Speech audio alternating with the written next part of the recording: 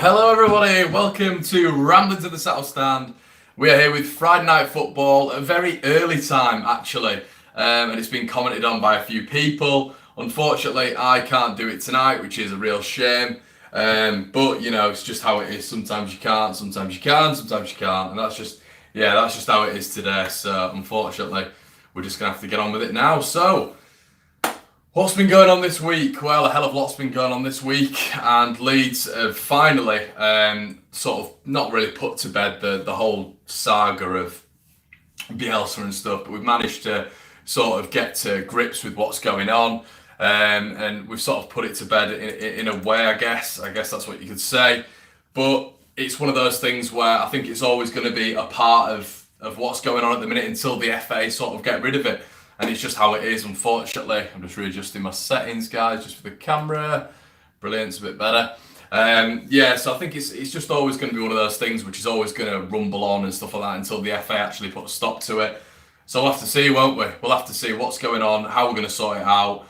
But the main thing is, at the minute, we've got a massive game coming up in Stoke City, which is absolutely huge. Massive game for Leeds. We need to get back to winning ways. Of course we do. Because that's what we built our foundation on, wasn't it, this season? It's winning consistently, and that's what's put us top of the table at the minute. I'm just going to readjust my lighting. I'm just going to switch it on. There we go. I think we'll be ready just about now. Beautiful. Absolutely beautiful. Yeah, so what are we going to be getting into today? We're going to be getting into Bielsa. We're going to be getting into Kiko Casilla. We're going to be getting into sort of everything that's. I'm just reading some of your comment. There's something in the bottom left corner. What's that? Yeah, don't worry, it's tubber gel, mate. It's a tubber gel. Don't worry. Made my bed for every video, but this time I can't be bothered. So what we're going to get into. So some of the we did a live stream the other day with Ryan from the Pigeon Detectives, and what I'm going to do is I'm going to go through a bit of the comments. We've got some really good views back as well from you guys. Unbelievably, the channel went mental after that Bielsa conference. I hit a personal milestone as well, 30,000 views, plus 30,000 views on the video, which is just truly incredible. Thank you so much for that. I'd never imagined to get anything like that, and we've been on the LS11 podcast, me and Joe, and fantastically we've got quite high numbers on their podcast, which I think 1.6 of you now tuned in, which is absolutely brilliant. So thank you so much for that. I'm just going to read out some of your comments. So Rotherham had a blueprint on us. Don't you mean they sent a spy to watch us in training? Oh, guys, I don't know about you, but I'm just getting a bit sick of the whole spy thing now. I think Coops came out and said it in his post match as well, that it's getting a bit boring now, and unless the FA eventually stamp down on it, which I understand it's still a thing, unfortunately. We're not going to get rid of it, are we? But it's a nightmare at the minute. I feel it's every time I log on Twitter, it's everywhere, all this sort of stuff, and it's just getting a bit irritating now, isn't it? So I guess it'd be nice to sort of focus on the football and not focus on this Spygate thing still. Joe Step, nice work, lads. I agree. I can't see Casilla taking part in the Stoke game. It will be his chance to watch the team in action and see how we play the Bielsa way. Yeah, 100%. I think Casilla is going to be on the bench this weekend in particular. I don't think they'd throw him in the deep end. I think he'd be able to cope with the deep end. You know, he's been at the Mestalla in Valencia. He's played away at Espanyol. He's played away against Barcelona, Sevilla, Bayern Munich, Tottenham. He's played in all the big games around Europe as well. So I don't think he'd be so perturbed by it. I think people are saying, oh, well, yeah, but imagine it at Stoke and imagine it at West Brom. It must be horrible. It's not going to be a poor thing for him. He'll be able to get into the environment very, very easily. But I do think it's going to take him. He has to have international clearance, which I think takes around 40 hours. Alongside that, I think, like Joe Steps alluded to, I think we're going to have to see how he plays. He's going to have to get used to the Bielsa way. I wouldn't be surprised if he still didn't play next week, and maybe the following week against Norwich we saw him, which would be very, very interesting. But Bielsa is such an honourable man. Bielsa is so honest. I really can't see him just dropping a Bailey Peacock foul when he's just had a clean sheet. I think it's very unlikely. Super Leeds, nice to see that let you have visitors into Armley, Joe. Slightly harsh. Opposed Post TV, sorry, it's an Argentinian thing. As an Argentine, I'm so proud of Bielsa's work. I mean, the man is a legend, but I think he found the exact place in Leeds. I see as a football fan the respect and support that you show him, and it's one of the most wonderful sides in the game. It's so nice to hear that from an Argentinian fan. The amount of support they give Bielsa is absolutely paramount. I've never seen anything like it. They adore him, and I think that's his work at Newell's Old Boys and his work with the national team as well in 2002. He's just so respected in Argentina, so it's so nice to hear him say that. Bielsa's been at Lille, Lazio, Marseille, Bilbao, and I think a lot of the Argentinian fans seem to be sort of finding out the ways and how passionate we are as a fan club, and probably quite similar to the Argentines in the fact that we live and breathe football. And I think Bielsa's bought into that, and I really see it as a thing right now. It's more of a community. Leeds is becoming whole again, and that's because of Bielsa. And I think when he went to Newell's Old Boys earlier on in his career, I think they saw something similar. Newell's came together as a club, and I think the fans still, to this day, obviously obsess over him and would probably love him back at Newell's Old Boys. I think that's definitely something the lads I've seen on my videos anyway. Dilip, great discussion, lads. To be totally honest, I think the team he puts out will be really pumped up after this game, after all of this palaver that has happened this week, thanks to the media. And in saying that, I think we can win this and make other teams scared at playing us, knowing that Bielsa has done his research on the team we will face. So therefore, mistakes are bound to be made by our opponents. So I'm going to say 4-1 Leeds. I had originally said 3-1 to us. I think you know what I'm like, guys. I'm more on the cautious side to results, but I do think this one's going to be a victory for Leeds. And I think, as Dilip's just alluded to there, we're going to be more of a community in this game. I think we're going to come together as a team and a fan base, and I think that they're in for a little bit of trouble, Stoke. I could end up with egg on my face, but I think it's massively important for Leeds to put together a pattern, a promotion pattern, and whether that be a draw away, whether that be a win away, but we can't lose. I don't think we can do that again, because I mean that would be 4 losses in 5. And when you're looking at that, that's not a good vein of form, even after the superb performance in Derby last week. I think Leeds have got to go there. We've got to put another performance in. And what it is for me is just at the minute, just having Jack Clarke starting. I hope that happens again, but just having him in the squad and potentially starting gives me a real buzz, a real excitement. So yeah, that's for me. I can't see anybody keeping him quiet. So let's say if he's up against Max Bauer on the right, he's just going to tear him to pieces, and Leeds are going to have so much success. Kimar Roof running inside and outside the channels. We've got to take the blueprint that we had on Stoke previously, where we just played in and outside the channels, where we were just intense, where we were high pressing, exactly how we were against Derby. We have to take that into the Stoke game, and I think it's going to be easier for Leeds because we've already done that. We've already done Stoke, so we've got sort of the blueprint on Stoke, and we played against them. It's not a new team, and I think that's going to be advantageous to Leeds. And we're also going to see Alioski hopefully in that left back role, so Forshaw donning that midfield. It's going to have to be another big game from Adam Forshaw, because in the first game we had the likes of Calvin Phillips screening that back 4 against the likes of Joe Allen, you know, and when McLean was cutting inside as well, potentially Bojan coming on the field or starting, and they're going to be well up for it because it's the first championship game under Nathan Jones, and Nathan Jones has been showing Bielsa a lot of respect, which is really nice to see. But it's a game of football at the end of the day, so niceties go out the window. It's as soon as you get over that white line, we need to be aggressive, we need to be high pressing, and we need to be the Leeds United that we've been in the last couple of games, or the last game, I'd say.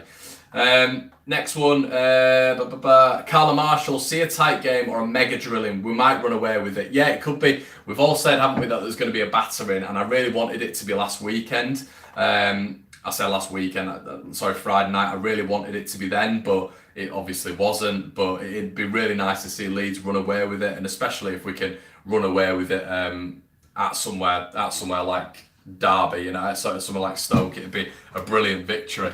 Sorry guys, I'm just gonna move that just slightly, and you'll be able to see me a bit better. There we go. That might be a little bit better. Yeah, perfect. I think that's just a stanchion that wrong, guys. Apologies. Might be a little bit better. Yeah, that looks a little bit better. There we go. Perfect. So yeah, anyway, just getting into it. Once again, 0 cool, 4-0 Leeds. Marcus Beege. In 1 week, I got a Bielsa masterclass and LS11 and all Leeds TV. Yeah, we got a lot of content out this week, which has been brilliant. It's been a personal milestone for me as well, guys. You know, it's the Derby result as well, the Kiko Casilla signing, which I'll get onto in a bit. The Bielsa, the press conference as well. I got, from a personal stand, I got really a good job as well this week, which I was really happy about. And as well, it's just been a really good week, being part of the LS11 team, getting on that program with Joe, really we've never really been on a podcast as LS11 team, as together. I know Joe's done a couple, but us all been together, it was really good, and you guys seemed to really enjoy it, which was nice. So yeah, that was really great. What else have we got here? Glenn Mullen, Ryan Shawcross is a donkey. Here comes Muffin the mule. 3-0 Kiko hat-trick. Yeah, brilliant. That's. I wanted to get onto the transfers anyway, because I know you guys want to know about that, and I'm getting a lot of people saying Conor transfer, all this sort of stuff. So I'm going to read some of your comments and see if you allude to that. What have we got? Foster CJ99, love the analysis, pal. Not sure about the turtleneck though. Well, it's a fashion statement, mate, isn't it? It's definitely a fashion statement. What else have we got? March on together. Conor, mate, there's something in the bottom left corner. Yeah, I think I've sorted that. Snowing outside. Southern California. Someone from Hungary. Someone from Chile. Someone from Argentina. Hello, everybody. Hope you're all right. Conor looks like the milk tray man. Don't know what to say about that. Well, Raul Jorge Orellana Vargas, I don't know if I pronounced that right. Well, Casilla has been on the bench for many years, exactly, so you think he'll be used to it. So anyway, yeah, just moving on with your guys' comments. What do I think the team will be? I think it's going to be much of a muchness, or Bielsa's already alluded to. I don't think there's going to be any surprises, so we already know the team. Alioski's in at left-back, Forshaw in the same role, Roof's going to be in, BPF's going to be in, so it's the same muchness of a muchness lineup against a strong Stoke team. How Stoke will set up, we don't know. Obviously, Bielsa is very, very unique in how he announces his lineups. Very, very forthright with how he puts them out, which is the whole controversy about Spygate. Anyway, we won't get into that. But it looks good. It looks really good for Leeds at the minute. It's looking very rosy. It's been a very positive week for Leeds United. So fantastic. Stoke is going to turn Leeds over. We are a decent team. Ben the Beaver. Hi, Ben. I presume Stoke fan. Yeah, it's interesting. I know you're a decent team. You might think you're a decent team, all this sort of stuff. We're a decent team. We've proved it for the first half of the table. I think we're 19 points ahead of Stoke now. So obviously they're never going to catch us this season in particular. But there's potential for Stoke to turn us over, 100%. I mean, I understand that. I understand Stoke have the potential to do that, with top quality players. But I think something's going on at Leeds at the minute, and I think that's with Bielsa. I think that's with the team. I think we're coming together, and unfortunately, I don't think Stoke have the sort of. It's all about mentality as well. You can have the quality on the pitch. That's great. That's what 30% of it. But for me, the last 70% of it is mentality. I think Stoke have got a lot of egos. I'm not 100% sure they're going to respond to Nathan Jones, but playing Leeds United at home is a perfect game. You're playing arguably the biggest club in the division. Coming to Stoke, the loudest stadium in the Premier League a couple of years ago, so we know it's going to be a rocking atmosphere. Stoke are a good club. I do like Stoke. And Stoke, let's be right, at the start of the season, we probably thought it'd be roles reversed. We probably thought we'd be in Stoke's position and Stoke would be in our position. I certainly tipped Stoke to win the division. I don't know what's really gone on at the minute. I think there's a lot of, as I've said, egos within the group. Gary Rowett wasn't able to get the best out of them. So is Nathan Jones going to be able to do that? A manager who's done fairly well in League One, but is that the right appointment? I mean, if you just want to get out of the division, surely you should have gone for maybe an Allardyce. We don't know how Nathan Jones is going to do. He might completely turn it on. But I just think maybe it's a strange appointment from Stoke City. It's funny how last year and many others wanted Cooper, Phillips, Roof out. They were shocking, but they've been a revelation this year. Yes, Scott, 100%, mate. They've been absolutely fantastic, all three of them. And I'd actually say they're three of the best players in the Championship. If I was to put together an all-star Championship team, I would state that those three would have to be in it. I think they've been that good. Yeah, I think they've been that good, and I don't think you can argue with that. Who else have we got on here? Match on together from the US. Any prediction about the Norwich game tonight? I'd love to see it if we extended the gap. Hello, mate, from the US. Really brilliant for you guys to tune in. Hello, hope you're doing fantastically well. What do I think? I've got my mate Brummy Joe is heading to the game now. I don't know if Joe's watching. He's on the coach on the way there now. And I genuinely think it's going to be a draw. I think Birmingham are going to do something. I don't think Birmingham are a bad club at all. I think they've done wonders since Monk's come in, and what are the 8th, 9th in the division now, and they're a tricky team to come up against. I don't think Norwich are a much better team on paper than Birmingham. I think if Birmingham turn up with the right mentality, they did it against us earlier on this season, they can really cause problems for that Norwich team. And I've just said to Joe as well, I said, if you keep going, you've got to go to the end against the Norwich side. Similarly to a Leeds and a Sheffield United, you've got to go to the end because fitness plays a massive part. That's why these teams we're top 3 in the division, because we go right to the end. And I think Norwich go to the last kick, and we've seen that in so many games, if not more frequently than Leeds. Actually, if you take out the Christmas festivities and period, I think they go right to the end in every single game. So even if Birmingham are 2-1 up, there's potential in the last 2 minutes for Norwich to score 2. So they've got to be concentrating right till the end, mate. So my prediction, but I think Birmingham, they've not had the best run of form in the last couple of games. So my prediction for that is I'm going to go with the 2-2, which will be a brilliant result for Leeds. Sam Cooper, Nathan Jones saying he'd welcome Bielsa to start watch training. Yeah, because I get the impression with Nathan Jones that he's very humble. He's probably read a lot of Bielsa books. I mean, if you were a manager, if you were an upcoming manager, I know I would potentially do that. It's a novel. I know Pep's read it, Klopp's read it, Zidane's read it, Poch's read it. So all the top managers in the world are reading it. So why would you not educate yourself in that field if you're an up and coming manager? And I would do the exact same thing 100%. So yeah, I think that's something that Nathan Jones has done, and that's what I've read anyway online. And it's a massive compliment to Bielsa as well. And I think Nathan Jones has said the right thing, because you've got a genius who's come in to sort of practice his trade against your team. So you've got to up your game as a manager as well. And I'm sure Nathan Jones has done the preparation and training during the week.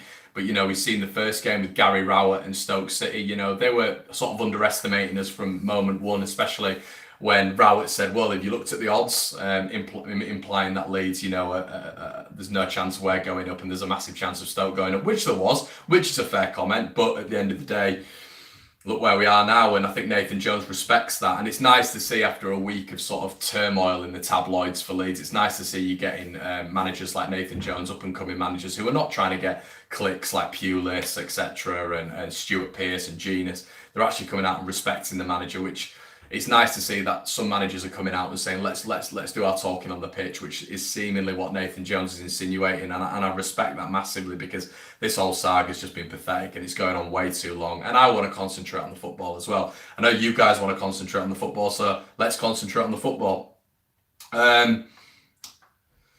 We've got to take it to them and get that first goal again. Yeah, 100% Nathan. Once again, I agree with you. And I think I said this in my previous videos as well. I said that, if we start on the front foot, teams are going to really, really struggle against us, because I think it's 12 games now when we've gone in the lead, and 12 games we've won. So there's evidently a pattern there. Leeds are stronger when we go in the lead. We've come back from adversity plenty of times this season, but us actually going into the lead is a fundamental. It's a reason why we're top of the table. So if we can manage to do that, teams don't seem to come back against Leeds. I get Stoke's going to be a massive hostile atmosphere, and it's probably going to be a sellout. I don't know how the tickets are doing, but against Leeds normally it is. So I do think it'll be a tricky game. I think people who are saying we're going to go over there and walk over them, I'm not 100% sure. I don't probably share that confidence, but I do think Leeds will come away with all 3 points. But they're going to have to do the research. But can you do your research on a Leeds team? Once again, I think we're better when we've had a full week's rest, and you saw that against Derby. Once again, we've had a full week's rest. So is Adam Forshaw going to boss that midfield? Are Stoke going to have implemented any changes? I mean, we saw the research that Bielsa does. We saw that this week from the press conference, and it's meticulous, and we all knew that from the start. So are Stoke going to be able to match that? And they're going to be able to change things up, because Derby and Derby County and Frank Lampard didn't do that. Aggregate 6-1 win for Leeds. It could have been 4 or 5 against Derby on Friday night, and they didn't change anything. It was the exact same to when we played them the first time. Is Nathan Jones going to change something up? And I think he's shrewd enough a manager to try it. They didn't. I think they tried to match Leeds blow for blow, and that's what teams have done this season. Derby, Stoke, Norwich. I know we always bang on about those 3, but it's sort of the blueprint of how teams have tried to play Leeds at their own game, and they've just got picked off. Happened again with Derby. Is it going to happen again with Stoke? That's Nathan Jones, and that's why he's getting paid the money he is. Carla, when you look at Derby game, we had a complete team, so Bielsa may be right about just 2 additions. We have a young, lean squad. Bielsa is a god. He is a god. We all know that. Good point. I think, yeah, starting with the same team as well, it builds a lot of continuity and consistency within the squad, and confidence as well to say, you've had the likes of Bailey Peacock Farrell getting a clean sheet, Alioski having the best game I've seen in Leeds shirt from him, and the left back this season, Forshaw having a Premier League performance, and showing the Premier League class that we knew Forshaw had, 35 games in the Premier League for Middlesbrough, which you sort of forget. Everton as well, he had 8 games in the Premier League for Everton. So this guy does ooze Premier League class. It's just he needs to show it on a more consistent level, or a consistent basis, and he did that. He did that to a brilliant level against Derby, and we saw the Premier League class oozing from Forshaw's shoulders. Kemal Roof as well. We all know he gave Keogh an absolute run around, and he did Tomori as well. So not a lot changed. I mean, is Shawcross going to be able to deal with the mobility of Kemal Roof? Is he going to be able to track them in the channels? Is Max Bauer going to start? I know he struggled massively at fullback at the start of the season. If he starts against someone, you look at the blueprint for Leeds at the start of the season. Yes, you're saying we have players out, but also Izzy Brown could potentially be in the squad. I'm not saying he's going to start because Bielsa said that he needs to have 4 or 5 under-21 appearances under his belt. But you've also got someone like Jack Clark, who's now in the fold, who wasn't in the fold at the start of the season. So, Leeds might have a few players out, but we've also got a few additions into the squad as well, with someone like Jack Clark as well. I mean, that's just, it's a Premier League player we've got on the right. So are they going to be able to cope with him? It's a massive question. Quinn, Stoke should have no confidence whatsoever tomorrow. They've just been rocked in the cup by Shrewsbury. Yeah, I get that, mate, and I understand what you're saying. I do think, however, it was a bit of a dud result. They weren't playing the full squad. They were playing a strong squad, 100%, but I think when you come up against the Leeds team, it's a completely different beast. And, they lost to Brentford 3-1 last week, and I do think Brentford's a really tough place to go. And I think when Leeds go down there, if we get a result down there, I'd be buzzing with that, even if it was just a draw. I genuinely think Griffin Park is one of the toughest games to go, places to go in the division. I think Leeds, we've never had a successful rate down there. So for Stoke to go down there and Nathan Jones' first game, it was always going to be a tough task. But there wasn't a reaction from the Stoke players, which I did expect. It was the same sort of slump, lackadaisical performance that they've been putting in for the past sort of 2-3 months, really, which is why they're 15th in the division and very unlikely to touch the playoffs. But at the same time, it will be a perfect time to turn it around against Leeds. So you can't discount that, but I just think we might have the edge. Izzy Brown on the bench for tomorrow, Jake Fair. I don't know, Jake. I'm not 100% sure. I'm just reading between the lines. I know he's fit and ready, but what Bielsa has said as well is that he needs 4 or 5 under-21 games to be up to match speed. So I think he's had a couple of those now, which included the 2-0 victory last week where he bagged 2. So he is ready for match selection. So I guess we don't know. I don't think the bench was announced because I don't think Bielsa announces his bench. So is he going to be in the in sort of the full squad? I'm not 100% sure, but there is potential there. It's probably the highest potential rate of Izzy Brown being in the squad that we've had so far this season. So that's positive, I guess. Marcus Beeger, nice to concentrate on football for once. It really is, Marcus. I think we've got to put all this sort of stuff to bed now. I'm getting a little bit sick of it. I know you lot are getting sick of it as well. I think as a Leeds fan base, we're getting sick of it because we want to concentrate on the football. We're top of the league. We're putting in performances like last week, and I'm hoping this just galvanises us. It galvanised us on Friday night, but that was because Fat Frank made some stupid comments, and I think it just galvanised the squad. And hopefully it'll do the same. Leeds against the world. If you're not Leeds, you hate Leeds. If you're not Leeds, then whatever. It's not fun, is it? But it's one of those things. So I'm expecting a fired up Stoke City. He's probably going to get them going out there and probably leaving some tackles on us like, Lampard did. But it's more of a compliment. It's more of a compliment to Leeds United because what we're able to do is we're able to play football. And a lot of teams seem to kick us and foul us, but that's because they can't match us in the football department. So we're going to see something similar from Stoke. I think there definitely needs to be a change in philosophy and ethos from the last game. I thought they were pretty slow and sluggish. They didn't seem bothered as well, the Stoke players. When we went 2-0 up, they got that response from Benny Kofobi penalty, but there wasn't really a vigour in Stoke's play.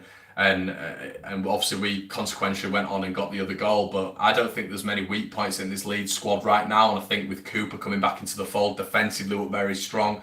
And I think going away to a Stoke team, you need that. I think you need that defensive solidarity. And the reason behind that is because they've got a hell of a big team.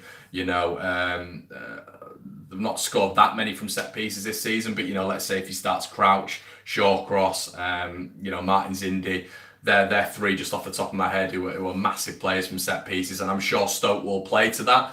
They've always played to that. I don't know if Nathan Jones is going to come in with a different ethos and philosophy, as I've just alluded to, but I think that could potentially be an avenue for Stoke to exploit. I know when Crouch came on, it's obviously when Berardi and Cooper were playing together, but when Crouch came on against Leeds, he started to cause some problems in the last 10 minutes for Leeds. So if that's going to be something to deploy for the full 90, is that going to cause more problems for Leeds? Potentially.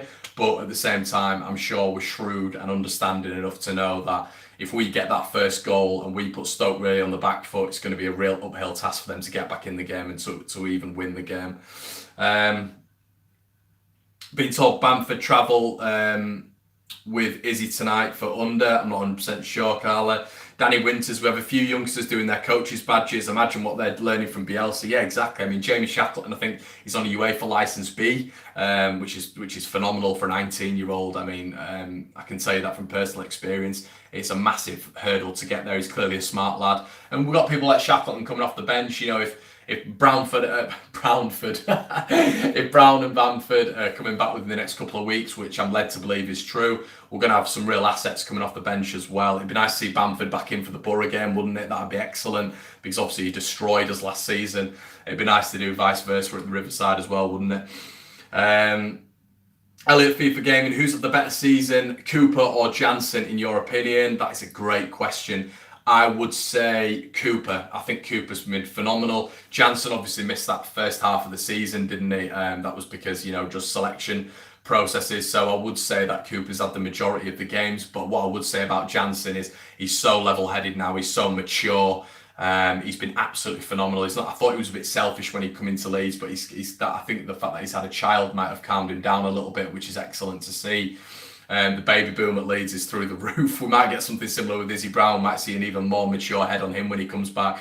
But I think Jansen's been absolutely phenomenal. But Liam Cooper, I think what you've got to understand about Cooper is where Cooper was last season, where Cooper was the season before. Mistake prone, quite dodgy. A lot of people did like Cooper. I think it's the Leeds link, the fact he's a Leeds fan. I was a little bit more critical of Cooper. But I do think he's stepped up a level, and for me, him and Jansen are the best partnership in the division. So splitting them is difficult. But if you're asking me who's improved mostly this season, or who do I think's been better this season, I think Liam Cooper. David Muir, I think the Leeds players believe in themselves, so I think they will go for the win. Yeah, let's hope so, David.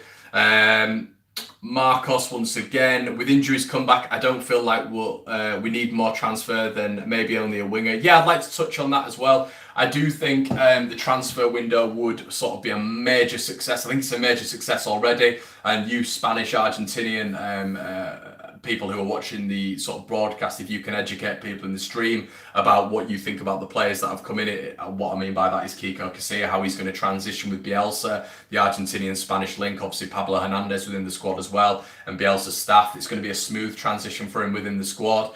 So I think that's going to go perfectly. But bringing someone like Dan James in as well, I think he's going to be reinvigorated, because he's going to be able to play with people his age, but he's also going to be training under the master that is Bielsa and the genius that is Marcelo Bielsa. So I think it's got to be an attractive proposition for someone like Dan James as well. He's sort of in and out of the squad. I think he got Player of the Month for Swansea, which just shows how highly rated he is. I mean, it'd be a massive coup for the club. 3.5 million is what Swansea want for him, 3.5 up to 4 million.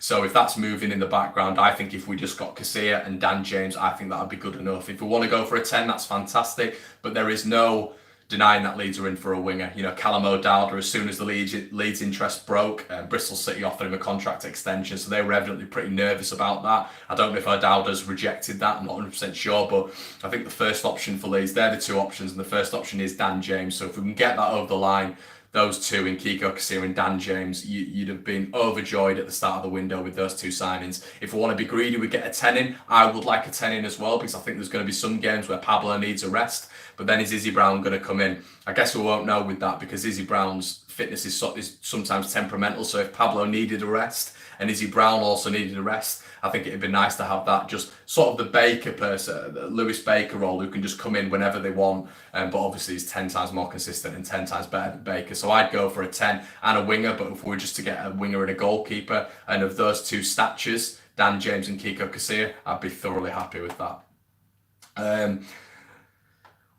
What's your opinion on Kiko signing?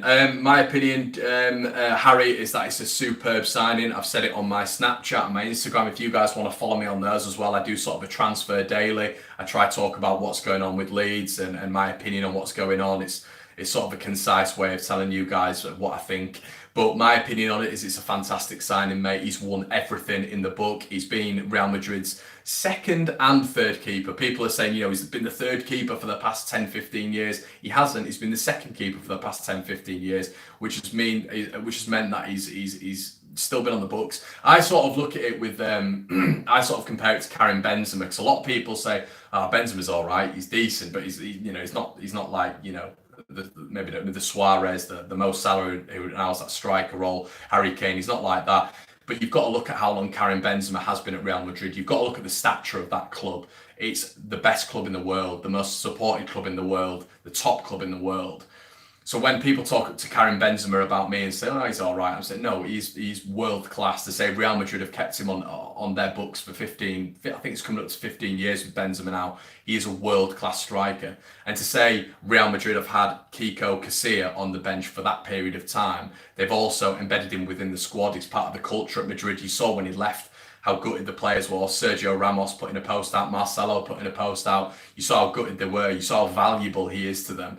And even when you put on the highlight reels, you see how pivotal he has been in Real Madrid's successes over the past years. He's not just a bit part player. He's not sort of Rob Green at Chelsea. He has been involved within a lot at the club. For example, even just the Tottenham game last season against Real Madrid at Wembley was brilliant. So this isn't just sort of like a bit part player who's been playing once in the past 10 years. This is a person who's been fully embedded within the Real Madrid setup from day one, really. And he's been kept on the books. He hasn't been let go. He's been on a fair whack at Real Madrid as well, apparently 60,000 a week. So they could have let him go. They haven't done that. They've kept him within the books. So Leeds to bring someone like that in is sort of a Rui Patricio level at Wolves for me. And we've done that in the Championship. So it's a brilliant, brilliant signing for Leeds. And probably the highest marquee signing we've had in a number of years. What else have we got?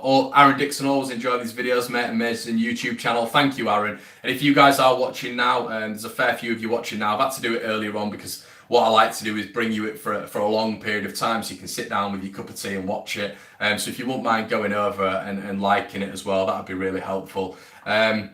Is Kiko available for tomorrow, or does he wait till Rotherham? Kiko is available, Stephen. Thank you for tuning in as well, mate. I know you're here pretty much every video. He is available for tomorrow, but I think he is waiting. He's already announced that BPF is going to be starting. Whether or not Kiko's on the bench, I would presume so. I don't know what the alternative is. Maybe put, I guess, Will Huffer on the bench, but I don't think he's going to do that. So he will be on the bench, Anything can happen though, BPF could go off with an injury and Kiko could come on, you never know. I'm praying that doesn't happen, because that's threadbare once again in the keeper department, and that's a big unlikelihood. But, there is potential for Kiko to play tomorrow, but just starting, I don't think that's going to happen, mate. I don't think he's going to be doing that. Norman Roof, Leeds' future looks bright, as are all the major threats are coming back. Yeah, exactly, mate. I mean, Berardi's going to be back in the fold before it started as well, before the season really kicked on. Berardi was absolutely phenomenal. He was superb for Leeds. For me, the standout, even above Cooper, the fact that he could get the ball and play it, I think Bielsa really liked that. He sort of, the one that for me that stands out was the Norwich third goal with Alioski finishing that one off, or it might have been the second goal and Alioski finished it off. Berardi sort of started the move. He was the one who also would be brave enough to get the ball on the back foot and play straight away. He was very quick. And I thought we lost that with Berardi a little bit when he was injured. I thought we lost that fluidity and that speed on the ball. And a lot of people sort of attribute that with Calvin Phillips and losing him. But I do think with Berardi, he'd get the ball on his back foot and he'd play it straight away. And he wasn't scared to play that crossfield pass. And I thought it took Jansen and maybe even Cooper to an extent a little bit longer to get into the swing of things than Berardi. So Berardi coming back into the fold it's a brilliant option for Leeds. I mean, he's stepped up for me 3 or 4 levels as a player. He's less rash, brilliant on the ball, and sort of a leader at the back, which he always is. And you've seen that when he's not been playing for Leeds, how he's been celebrating. The one for Blackburn sticks out for me. Forest when he was in the crowd. So having someone like that coming back is brilliant. Izzy Brown coming back into the fold. People forget about his first 6 months at Rotherham in that Championship season prior to him signing to Huddersfield. He was phenomenal, absolutely phenomenal, and sort of kept Rotherham afloat by himself. Then was signed by Huddersfield on loan. That 6 months will be written probably in Huddersfield folklore. Him and Aaron Moy tearing up the Championship. So if we can get just even an 80% Izzy Brown for that sort of from that season, it would be a brilliant thing for Leeds. It's going to be a new signing. It's a new signing coming into the squad. You forget Leeds haven't even started paying his wages yet. So someone like Izzy Brown, it is a new signing, and that's how Bielsa will be seeing that number 10 role as well. Even if Leeds can't get a number 10 in, that is going to be a new signing that's going to come in. And then you've also got the likes of Patrick Bamford. I was speaking to a mate today who's a Borough fan, and he's still so upset that they let Bamford go, and they brought the likes of Hugo in. He doesn't think Hugo's a patch on Bamford. Bamford went through that period in the second half of last season once again, similarly to how Izzy Brown did, bagging 9 goals in 12 games for Borough.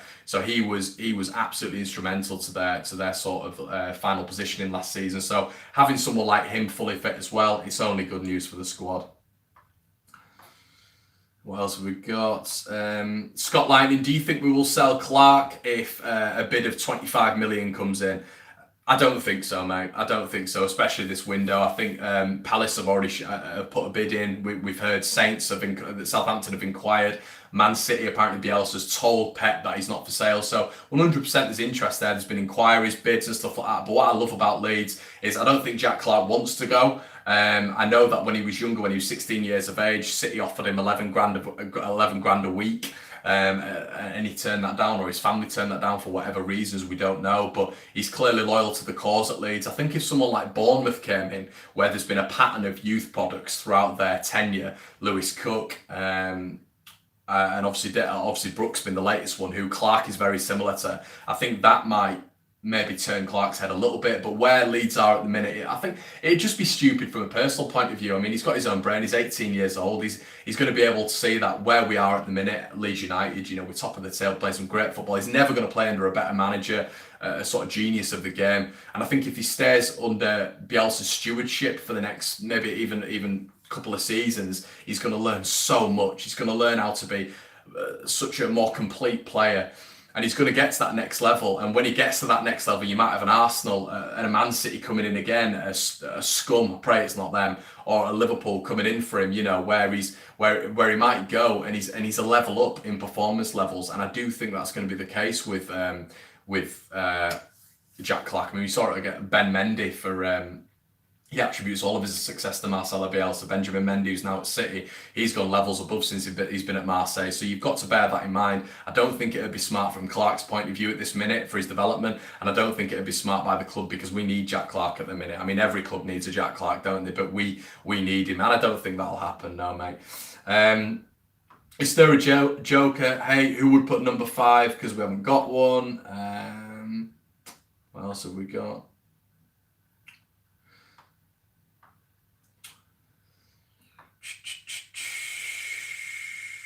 Northallerton, why do you think Kiko will replace BPF as number 1, and how do you think Marcelo will handle it? Great question, mate. Do I think he'll replace BPF as number 1? I do. I think that's the sole reason he was brought in. I don't think you can have a multiple Champions League winner, multiple UEFA Super Cup winner, multiple La Liga winner, international goalkeeper just lying on your bench. I think 100% that's going to be sort of a stickler for Leeds. I think they went out, and you forget at the start of the season as well, guys, we went out for Angus Gunn, but then he was bought by Southampton for 10 million, which obviously Leeds couldn't compete with at the start. So we were always looking for a new keeper, and having sort of an average age of 19 as your 2 goalkeepers in Will Huffer and Bailey Peacock-Farrell, it's not an advantageous situation to be in if you're going for promotion. So I do think Kiko will come in. I think that's the sole reason he's been brought in, to be honest. Potentially to sort of steward Bailey Peacock-Farrell, 100%. I do get that, and the reason I say that is because I think when Andy Lonergan was at Leeds, you saw him sort of tutor Bailey and make him become a really good keeper last season. I thought he was a lot better last season towards the end in comparison to how he has been this season, to be honest. I think that experienced head gives a youngster so much. It gives a youngster so much to sort of concentrate on, a little bit of feedback as well, because he's isolated in training. You know, he's training by himself with the goalkeeper coach and Will Huffer. So having an experienced head next to him is going to be absolutely vital for his development. So I do think Kiko will be number one. And I think Bielsa's already alluded to that as well when you hear him say stuff like, he's the most complete player, or he is the most complete player. I don't need to improve any elements of his game. So yeah, I think so, because I think Bailey Peacock Farrell at the minute, there's going to be a lot of holes. I think there is a lot of holes in his game. So yeah, 100%. What else have we got here? Bielsa told everyone straight about spying allegations. What a guy. Yeah, he did. Bielsa said that Kiko won't play Saturday. That needs evaluation. Yeah, he did. I don't know, Marcos, if you mean me evaluating that. Yeah, I can evaluate that for you, mate. I do think that it's a massive thing that Kiko does get in the squad. I think a comparison would be De Gea last week for Man United when he was between the sticks. How fundamental he was against Tottenham Hotspur. Tottenham could have won that 5-6, 2 or 3, because I know Man United had a couple of chances as well. But that was a massive, massive victory for Man United, and it just shows how much a keeper can make a massive influence on a game. You know, hypothetically, would maybe Casilla have saved those two sort of pot shots from Che Adams for Birmingham against Leeds when they beat us 2-1? I probably think so. Would he have saved that opportunity from Charlie Mulgrew for Blackburn, the free kick? I potentially think so. Would he have saved that free kick from Wigan at the start of the season? I think so. Would he have potentially saved Tom Lawrence's strike against Leeds at the start of the season from that free kick? I potentially think so. It's all well and good saying this in hindsight, guys, and I understand maybe some of you will be like, well, you can say that, but you'd never know.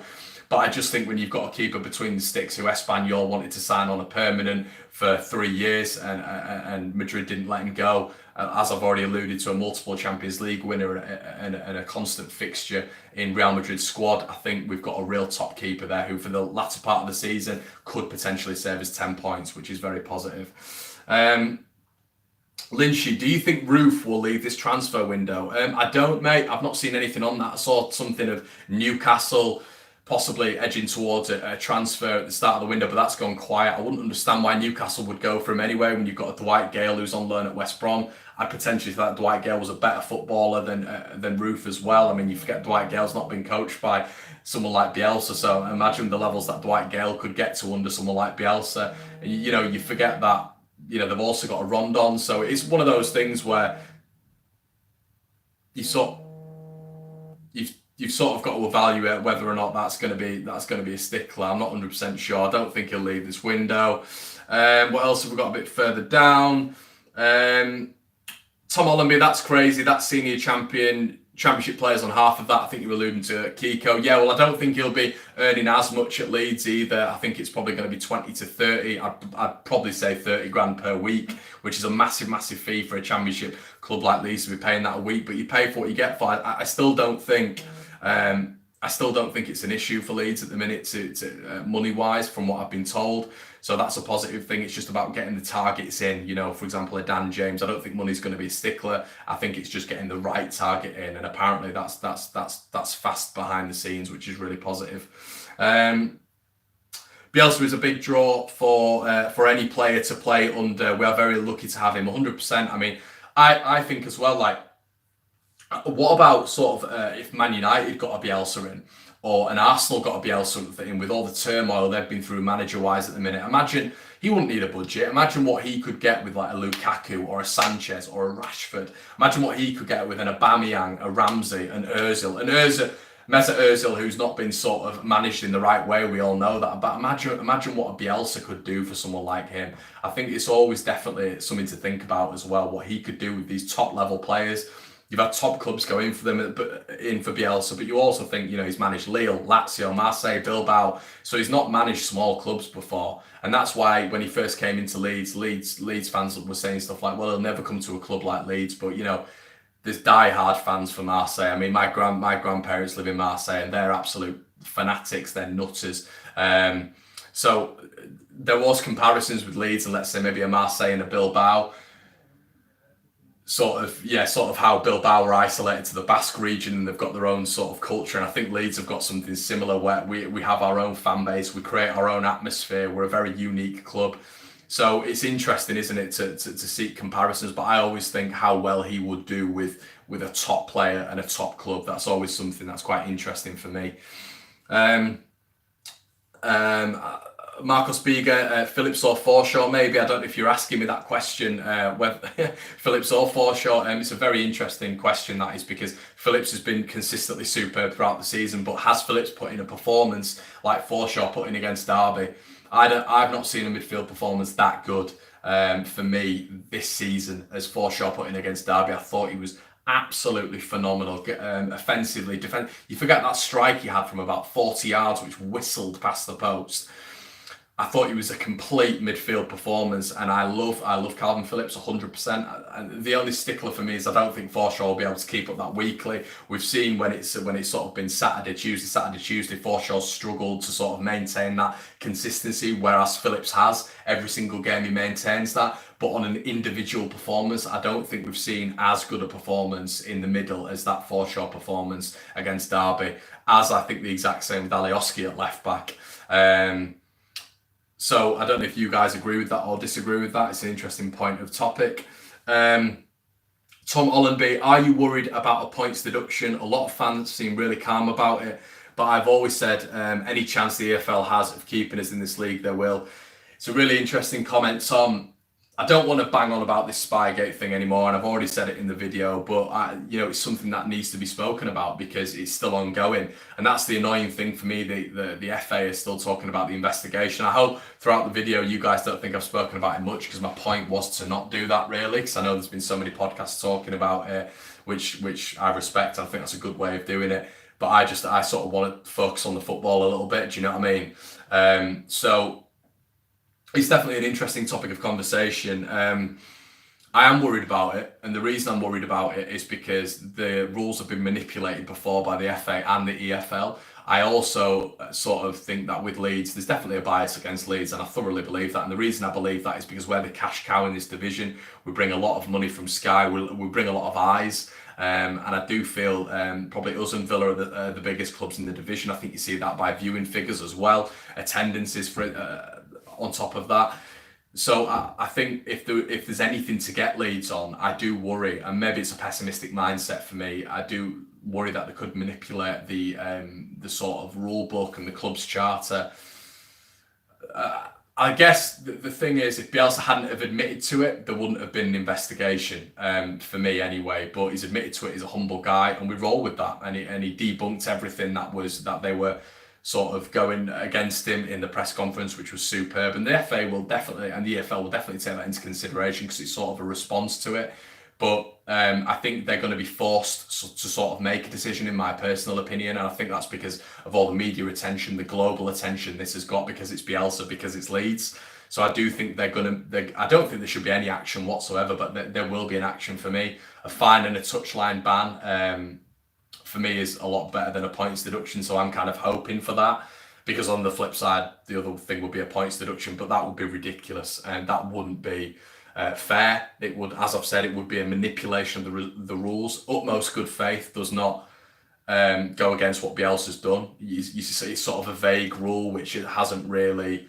There's nothing to it. So it's one of those where I don't really want to get into it too much on this video, guys, because it's been spoken about so much. But, when Derbyshire Police released sort of a report that they didn't want to take it further, there was no players or anything found, and that he wasn't doing anything bad. It could be any person taking the dog out for a walk with a Leeds tracksuit on. Could they been hauled in? Is it based on that premise? Because it's just ridiculous. But my point is, do you think we'll get a points deduction? I do think there's a potential for it. What you've also got to bear in mind there is, if that does happen, the army of the San Francisco 49ers lawyers would be coming through, and Radrizzani would be on the blower, and he'd be like, right, lads, we need your help here. And that $12 billion dollar company would come with an absolute mega lawsuit, and they're also worth 15 times what the FA is. So what you've got to bear in mind is, it would be stupid for the FA to do that financially, and just from a morals point of view, because it will cause absolute uproar. So in my opinion, it will be, I think he'll get a fine, and I do think it'll be sort of a minimalistic touchline ban, but a points deduction for me is still within the realms. Yeah, so I'm going to move on a little bit, guys, because I want to talk about everything that's Leeds. What do you guys think about Stoke anyway? Do you think Stoke will be able to cause us some potential problems? Get your comments in the section below. I think they've got some decent players. I don't know if Bojan will start. I know there's been rumours of him. He's been sort of on and off within the Stoke side. Will Peter Crouch start? He seems a little bit more focused on his podcast at the minute, doesn't he, Crouchy? I'm happy at that because I thought the last 10 minutes against Stoke, he came on and caused us quite a bit of problems. So I'm absolutely fine with that. But it's one of those, isn't it? I don't think you know until you know. So the lineup will be really interesting from Stoke. Do you think Phillips is just told to sit and break up playing keepers, ticking over, other than Forshaw the other night? I really don't, James. I think Phillips is given free roam. I think he knows his role. He's sort of got that Henderson role, hasn't he, of just screening that back four. But I also think Phillips has got the attributes to be able to play a pass which no one else sees. I think he's got his range of passing is phenomenal. But what I loved about Forshaw last night is he was back forward, and it's the first time I've really seen Forshaw do that. I've really seen Forshaw play at that level. It's the first time I've really seen him sort of not only be able to screen that back four, but it's the first time I've really seen him have a shot, get forward, go from his third to the final third, and really implement playing that sort of way. I've not seen that from Forshaw, so it was a really interesting dynamic to see him be able to do that. And you forget this guy's played in the Premier League. You know, Phillips hasn't played in the Premier League yet. I do think he'll be in the Premier League. I think he'll be in the England squad pretty soon. He's that good. There's reasons Southgate and Eddie Boothroyd have come and watched him. But I do think a performance like that from a Forshaw, I would rather see that week in, week out. I thought it was absolutely phenomenal, an absolute asset the other night. And for me, he was man of the match. I'll say that. Next comment, Tiger Steel. Do you talking about the badge as well, the supposed badge which has been released? Tiger Steele's asking if I liked it, or why have I put on social media that I do like it. I do like it. Probably going to cause a lot of controversy, the fact that I like it, but football's a game of opinions, guys. I love your opinions, hence why I read you all out. Do I think it's a nice badge? I do quite like it. I think it's subtle. I think it's modern. I think it's sort of a strong badge. I think what I'd like to see some leads in there. Of course, I would. I'd like to see that. But what you've also got to bear in mind is what Radrizzani stated with the last badge was he brought the badge back because of all the feedback it got. But I don't think a badge like that is sort of built on the Juventus brand. Radrizzani's a massive Juventus fan, which is what you've got to bear in mind. But I kind of like the simplicity of it. It's not a horrible badge. I would like to see maybe sort of a Leeds United 1919 below it, which sort of commemorates the centenary year. But also, I think people have sort of forgotten with the whole Bielsa thing and how well we're doing that. The badge is being branded, and I know that for a fact. The badge is being branded as we speak. The centenary year next year, you know, there's a potential that we're in the Premier League. So they're definitely focusing on that. I know that's one of Connor's main jobs at the minute. So it's something that we've all got to bear in mind. And something like that, would that cause that much outrage? I don't think it will. I don't think it's on the scale of that monstrosity Pro Evo badge that we saw before. I think it's sort of subtle. As I've said, I think it follows the Juventus brand, which, you know, I think all badges sort of follow a certain club's brand. I 100% agree. I do think a lot of Leeds fans have sort of maybe got to come off the idea that it's going to be similar to and hold maybe a white rose. I don't think that's going to be the case, guys. And the reason behind that is because what Brad wants is a global brand.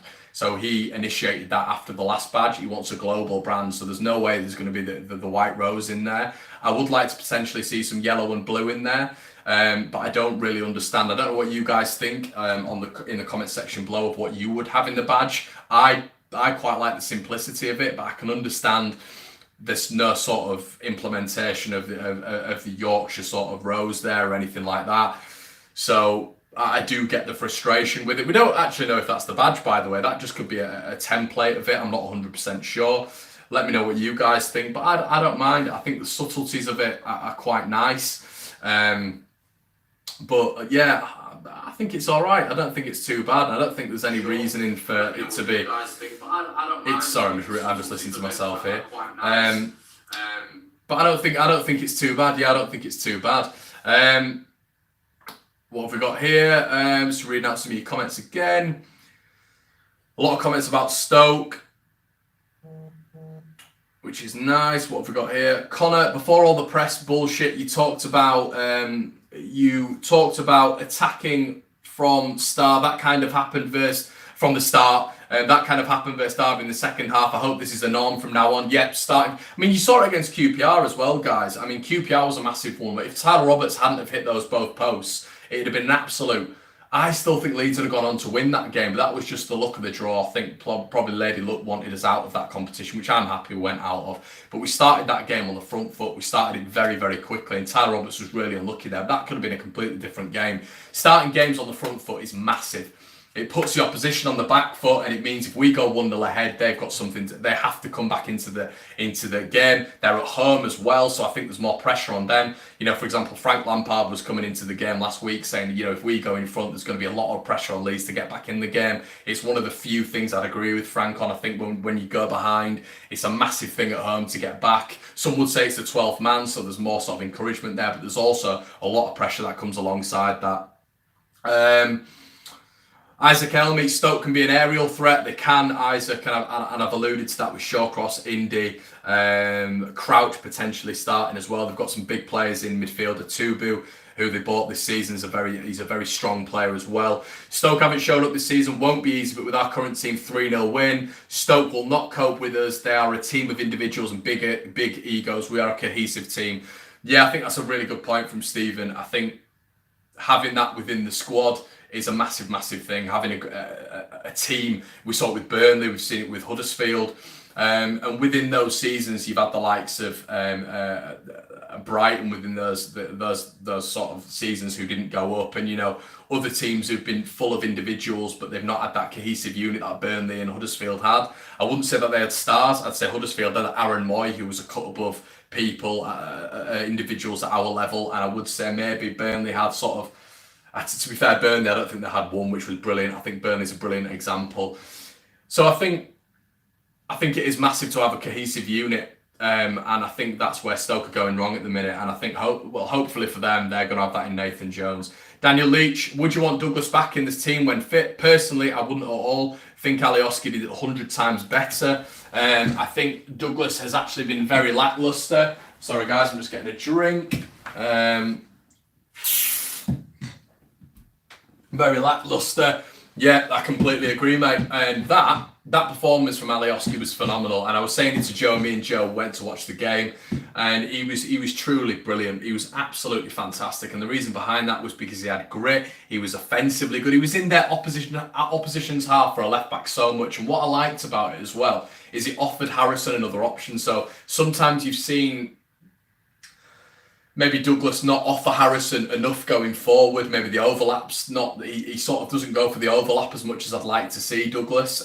You've seen it in a couple of games, but not enough for me. Whereas Alioski, because he's got such an engine on him, it was over and over and over again, and he was causing Derby so many problems. His final ball might not be great, but how leggy Andre Wisdom came, you know, with his stupid tackle that he made. He looked. They should have taken him off. I don't know if they did take him off. Actually, I don't think they did. But he needed to be taken off because Alioski's playing left back and he's causing him so many problems. You know, at one point he was left back, was Alioski, and he charged the keeper down. Joe turned around to me and said, "What is he doing?" You know, it's a striker's job, it's Ruth's job, but Alioski had gone all the way from left back to close the keeper down. I do think his football IQ is quite low, but what I also think is we've not seen him consistently play for Leeds like he did with Lugano, like he did with Macedonia. We've not seen him fully play in that left back role, and I think that's fundamental. You know, I said it in my last video, it's like putting Barry Douglas left wing. He's not going to perform that well because he's not a left winger by trade. Alioski's not a left winger by trade either, so people who've been slating him, like myself included, we've got to sort of realise, and I've sort of understood a little bit more, that Alioski's position is left back or left wing back. So we're seeing the best of Alioski against Derby, and it's a sight to behold how good he was. The atmosphere at Derby was unreal, Harry. Yeah, 100%. It was brilliant. Lynchy, 11114. You guys should do your own podcast. Yeah, I think there's a lot of great podcasts out there at the minute, Lynchy, but I think we've got a few things in the pipeline which are a little bit different and something that I know you guys will like. So we're doing that instead, which is going to be something a little bit different, like I've said. few more opinions on the crest. We shouldn't change the crest. It's iconic. Nathan Guthrie, do you think all the Premier League teams now are after Clark? Do you think it's his head will turn? What's your take on the transfer speculation, a rejected bid from Palace? Yeah, I've already mentioned it, Nathan, that I think that it would be silly from Clark's point of view because I think his development will hinder if he decides to go. I think Bielsa will make him into a complete player, so I would stay, and then he might even become a better player and you might get the likes of Arsenal, Scum, Liverpool looking at him, which I think is going to be a future possibility anyway. But I would stay at Leeds if I was Clark, just so his development's going to go up. Why would you not want to be coached under the best manager or the best coach in the world? I think it'd be silly from a Leeds point of view to let him go, and I think coming out and saying he's not for sale is it's a real statement. We've not done that with Byram, Cook, Taylor. We've not done that with a lot of our ex-youth products. So I think us coming out and saying that, I think it would be shocking if Leeds let him go, and I don't think there's any risk for that. Pat Kendrick, who is the bigger threat, West Brom or Norwich? I would go with West Brom. I think the firepower, although apparently they've had to take a loan out this week to fund players, but I think when teams are coming down from the Premier League, I think it's common sort of practice to have to do that, because you've got a lot of players on big wages. So you sort of have to do that, and I think it's sort of a sustainable model. I spoke to a couple of West Brom fans, and they're not really worried about it, but some West Brom fans are worried about it. So is that going to affect their transfer window? I know they were interested in Romain Sawyers, but that's gone quiet. I don't know if that's been affected by the transfer maybe restrictions. I'm not 100% sure if that's a thing. But if any of you guys know about that, let me know. But what I mean about that is if West Brom were able to go and get more players, someone to replace Harvey Barnes. I know Mason Holgate looked superb on his debut against Norwich. It looked like Harvey Barnes isn't going to be missed. But, I don't think West Brom need any more players. But at the minute, I'm not 100% sure. Darren Moore's got them fully their 100% potential. I think West Brom at 100% really is a scary thought, but I think Norwich are going to be plugging away till the end of the season, and we always think they'll fall off. Everyone says they're going to fall off, we got pumped at West Brom, didn't we? We got absolutely battered, but Norwich went there and sort of gave a good name for themselves. I still thought West Brom deserved to win the game, but Norwich churned it out, and once again, with about 10 minutes to go, they got the rewards. So, who do I think is going to be the closer run? I think my team is Sheffield United. I think Sheffield United are going to end up in the top two. So that's my top two. I've said that to a few people now. I think West Brom will fall into the playoffs with Norwich. I think Sheffield United are stronger than both of those, even though West Brom have got a result over them. I think consistently Sheffield United play better against the bottom teams. I really do, and I think that's going to be a really key factor towards the end of the season. So I think it's going to be Leeds Sheffield United, mate. Yeah, a lot of people echoing the sort of Sheffield United comment. Daniel Leach, completely agree, mate. Alioski has that tenacity too to dominate that side, running onto the ball too when he plays with that more defensive role. I agree, Sheffield United will look like our biggest threat. Jack, Zardes to Leeds will be as good as Casilla. I'm not too sure about that one, Zardes. I've not done a lot of research on him, which is very unusual for me, guys. But I'm not 100% on that one. There's not been a lot of talk on that. I know there's been a lot more talk on Dan James, but I know he's from LA Galaxy. We saw the transition from Harrison, didn't we? How difficult it was for him. He played fully at New York, and then he went to Borough. Then obviously he went back to City and has come to Leeds. It's been a tough transition for Jack Harrison. I think only in the last couple of games he's really started showing maybe what he's about. And I still don't think he's shown enough of what he's about, to be honest. The lad's still devoid of confidence. But when he was in the American League, he was absolutely superb. So is Zardes going to be sort of similar? Is he going to come over to the Championship and find it difficult? Potentially. I think it's a completely different kettle of fish coming over to the Championship from the MLS.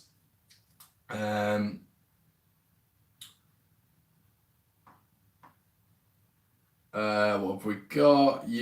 So it's one of those things. Tom Story saying he'd rather see Kiko over Zardes, and I think Kiko's a massive signing for Leeds. Nathan Guthrie, Kiko is obviously a massive signing, but for Leeds, but How do you think will be next through the door for us? I'm not sure what you mean there, mate.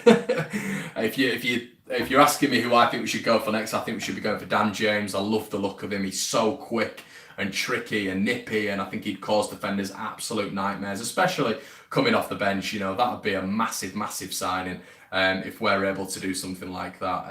Yeah, that would be a brilliant signing. So yeah, I think that would be a fantastic signing. Yeah, just going to read some more of your comments out from the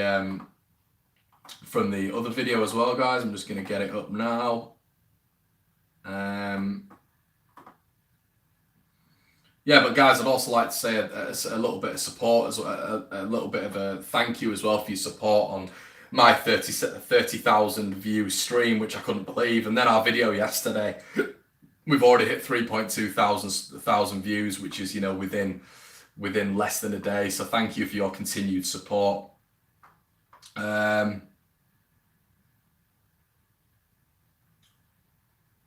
Defcon, let's get back to winning football matches. LUFC match on together. Yeah, and like I said, you know, with the Derby game, there's got to be a bit of consistency now. I said it in my previous video. With a block of 5 games, normally you get a promoted team winning 3, drawing 2, or drawing 2, then winning 2. There's always a pattern of draws and wins within the 5 block. Wolves did it really well last season. Fulham started to do it towards the back end of the last season. So you don't, in that block of 5, you don't normally get any L's, so Leeds need to iron that out. So I think going to Stoke, losing is not within the remit, and I don't think we will.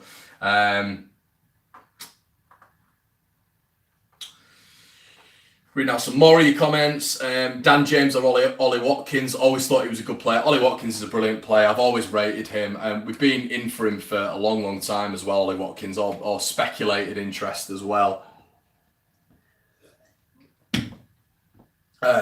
So that'd be a great sign. Ollie Watkins as well. He's a neat footballer. He's been within that Brentford remit as well for years and years of passing football, working hard offensively and defensively. I'd love someone like Ollie Watkins, but I would rather have Dan James. I think Dan James is perfect. He's a perfect signing for what we need now. If we were to start him, excellent. You've got Clark and Dan James.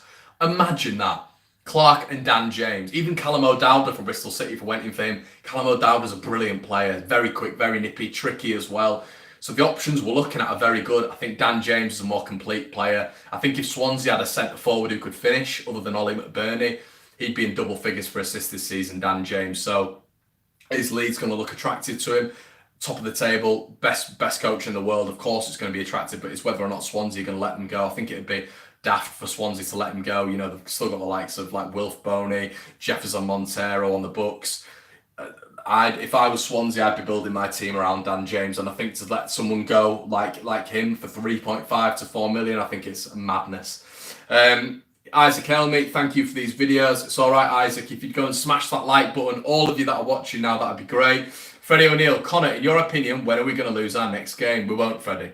Nah. Realistically, I look at who we've got coming up next. Obviously, we've got Rotherham away after the Stoke game. We've got Norwich. We've got Borough coming up, Swansea. I think everyone knows we're going to lose another game. You know, it's just part and parcel of football. And it's not been pessimistic, guys. We will probably lose another game this season. It's just how it is. I'd probably say it'd be someone like possibly a Swansea. I really liked how Swansea played against Leeds, and I thought they were really unlucky. They were direct, they played the ball very well. Leroy Fer was absolutely superb. And they're a little bit on and off, so quite similar to Stoke at the minute. But I think when they come to Ellen Road, a lot of people are going to be thinking we're going to steamroll them, this, that and the other. But Swansea have got some real quality, as of Stoke. But I like how Graham Potter plays. I don't think his sort of methods have been fully taken to, as Rowett's weren't at Stoke. So I think it's difficult for these young managers to be able to be surrounded by egos. But I think when they turn up on the day, I think, you know, if they're playing full pelt, let's say if they still have Dan James, if Leeds don't sign him, Jefferson Montero, Leroy Fer, Wilf Boney, you know, players of that ilk, they're going to cause anyone problems. So that potentially, if I'm to look into the future, again, we'll lose. I don't think we'll lose to Borough. I don't think we'll lose to Norwich. I don't think we'll lose to Rotherham. I don't think we'll lose to Stoke. That maybe could be a potential stickler. Who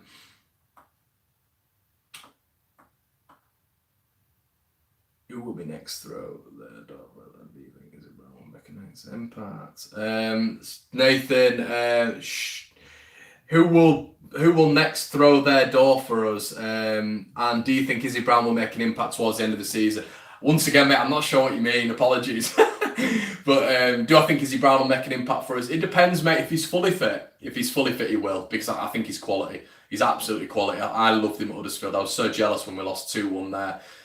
Obviously, he got embroiled in the fight, which was quite funny. But I thought he was standout in that game, and he was standout at Ellen Road when Aaron Moy scored that screamer as well. I think him and Aaron Moy were the catalyst for them to go up, and I still think Huddersfield should be congratulating and sort of building a statue for Izzy Brown, because without him and Aaron Moy, they wouldn't be where they are today. I thought he was phenomenal in that season. So if we get fully fit, and you forget, like I said, he was only there for the back end of the season. So if we get someone like him, it's going to be a brilliant acquisition for Leeds. So yeah, of course, I think he's going to be great if he's fully fit. Any chance of a shout out from Leeds, living in Nice, avid follower, all Leeds, aren't we? Alfie Waitman, shout out to you, my man. Hope you're doing excellently well. Clark and James will terrorise this division.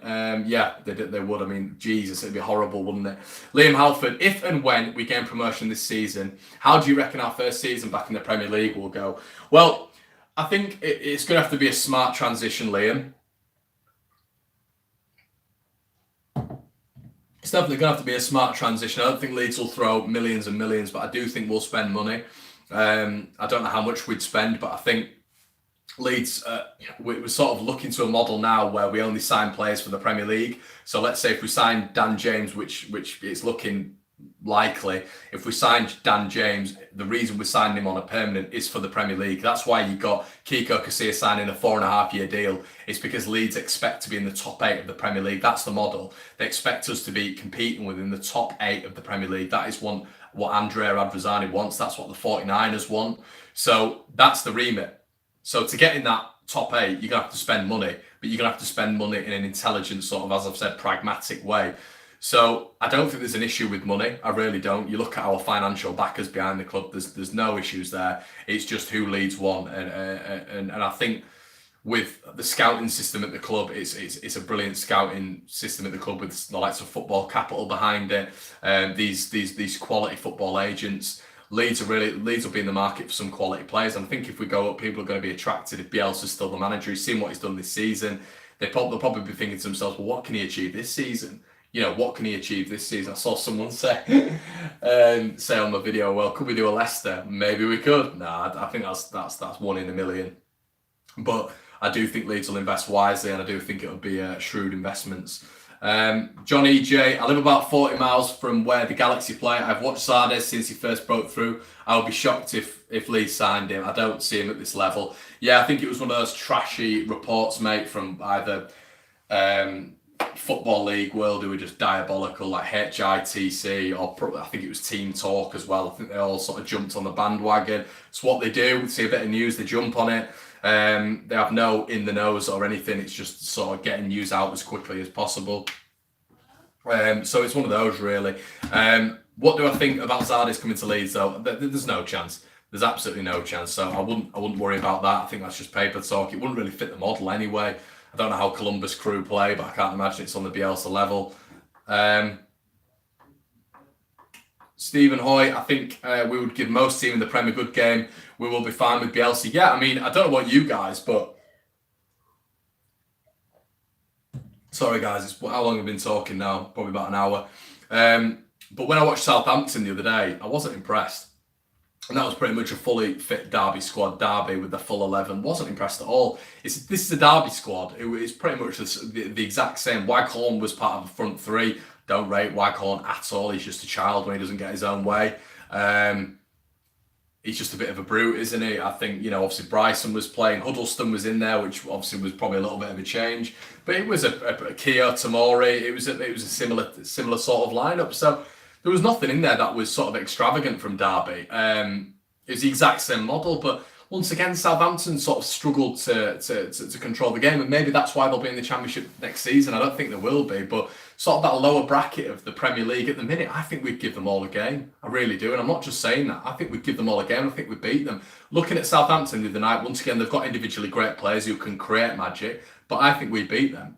I think we beat them comfortably. And I've always said that for years. I think there's teams in the Championship who could give that bottom half of the Premier League. I don't think there's that much difference. From the top half of the Championship to the bottom half of the Premier League, I don't think there's that much difference. I think it's when you start getting to the top 10 of the Premier League, that's where the difference lies. That's when the quality lies. That's where you've got £45 million players, you know, who can change a game, put a game on, turn it on its head, you know, even just sort of maybe a bottom top 10 player like Gylfi Sigurdsson who can just score a worldie from absolutely nowhere, do you know what I mean? Or Andros Townsend who can do what he's been doing. So I think that's where you get the difference. But I really don't think someone like Southampton would give Leeds a game. I think they'd give us a game, but I think we'd win the game. Freddie O'Neill, if Izzy Brown is class from now till May and we go Izzy Brown on a permanent, yes, Freddie. 100%. The reason he was brought in was because Bielsa sees him in that model, sees him as part of Leeds' way. He would already be indoctrinated into the Bielsa system from being at Leeds. He would know what Leeds is about. Would I sign him? Of course I'd sign him. Brighton signed him when they went up to the Premier League, so they evidently thought he was going to be a regular fixture for them. So yeah, 100% Izzy Brown on a permanent for me, definitely. Alfie Waitman, think we'll have the beating of Swansea early days in our style of play when we last played then. I think the team we might slip up against is Brentford as usual. Yeah, I mean, Brentford are another stickler, 100%. Marcos Biga, spot on. Thanks for the stream again. Thank you, Marcos. If you haven't, go like the video, guys. Thank you so much, especially if you've just joined. Paul Smith, by the way, Casilla, what a signing, and 2 more to come apparently. Champions elect, yeah, 100%. What else have we got? Any truth in the Tom Lawrence deal, or is it tongue-in-cheek because it's Derby? Yeah, no, I don't think there's anything on Tom Lawrence, and I wouldn't have Tom Lawrence at Leeds anyway. Maybe 5 years ago I'd have had Tom Lawrence, but no, I wouldn't have Tom Lawrence. I don't think he's good enough. I don't think he works hard. I think he's got a bit of an attitude as well. It sounds like on this podcast, on this stream, I'm sort of going in at Derby. I'm not going in at Derby. I do like Derby. I think Derby are a good club. I think they've got a great fan base. Obviously, I had Kian on my channel as well, who's a Derby fan, really unbiased lad. I'm just still spitting feathers about Frank Lampard and Mel Morris, and you know, I can't bother going on about it again. But that's sort of. I'm not getting at Derby. I don't think Tom Lawrence is a great player. I don't really rate Frank Lampard as a manager. I don't really rate how they've got about this Spygate business. So that's just how I look at it. I mean. Yeah, so Tom Lawrence, I doubt it, mate. I really doubt it. But it's one of those things that you don't know until you know, I guess. Leeds obviously announced the Douglas deal very, very late. We announced the Bamford deal very, very late. So it's one of those things you don't know until it's done, I guess. JR, mate, love the channel, mate. You're going to be the next Arsenal fan TV. Yeah, I guess I've always wanted to sort of tackle this. Really, it's sort of off the Leeds comments. I guess the only reason I'd sort of disagree with that comment, mate, is because we all enjoy what we do. Me, Oscar, and Joe, we love what we do. But I wouldn't want to exploit Leeds fans. I'd never want that. I'd never want to sort of get on a stream now and do this for you, and I wouldn't want you to be tuned in for my irate reaction, and I wouldn't want to exploit you for that. I want you to watch me just because you enjoy what I say about football, you enjoy the content, you enjoy the fact that I'm one of you, and I sit in my room. I'm not bigger than you or anything like that. The Joe's not bigger than you. Oscar's not bigger than you. I'll tell you what, Oscar's bigger than you, literally. The guy's a giant. But I wouldn't want to exploit my viewers in that way, because I think you guys are all brilliant, and I genuinely rate every single one of you, hence why I thank you every video.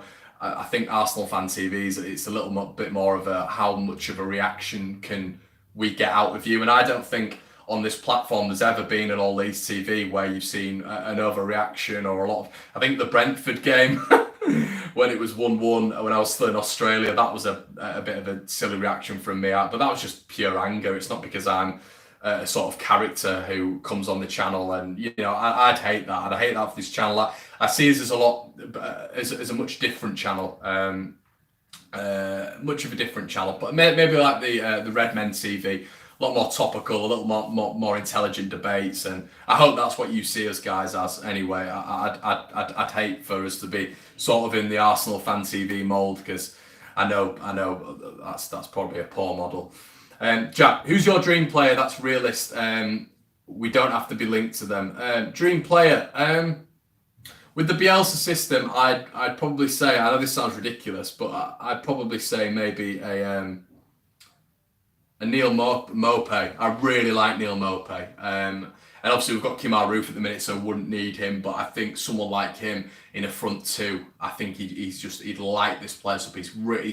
I think he's been the best striker to be at Ellen Road this season. I think he caused controversy when he was here, obviously. But I just love how he plays football. He runs in the channels. He's horrible. He's brilliant with his head, brilliant with his feet, very quick.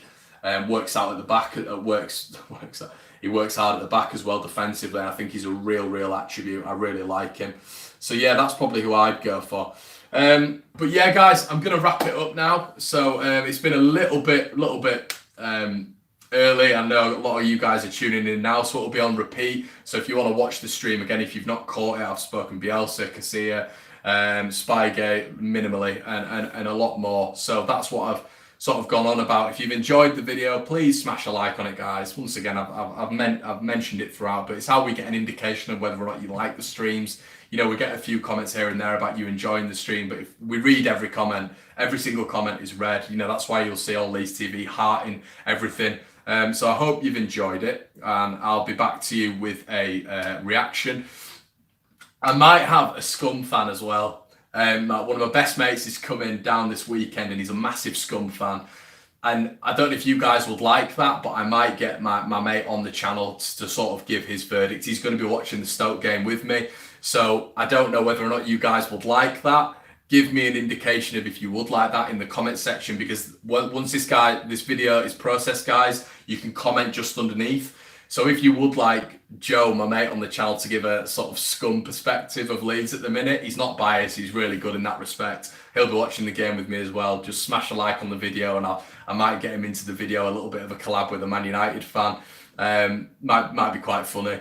So let me know anyway, guys. I hope you have a cracking weekend. Have a lovely night with your family and friends. And I'll see you in a bit, guys. Cheers.